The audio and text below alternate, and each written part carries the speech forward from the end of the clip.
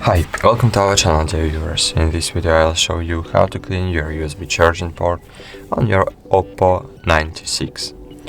So remember the one rule: never use metal objects to clean the connector so as not to damage the moisture protection and the charging mechanism itself.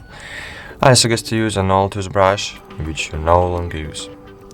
So as you can see, there is something in my charging port that's preventing the charging cable from going all the way into the connector, and now we are going to try to clear it.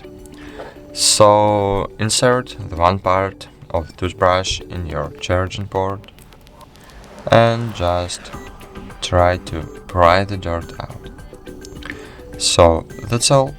Thank you for watching. Like this video, subscribe to our channel, and bye. See you.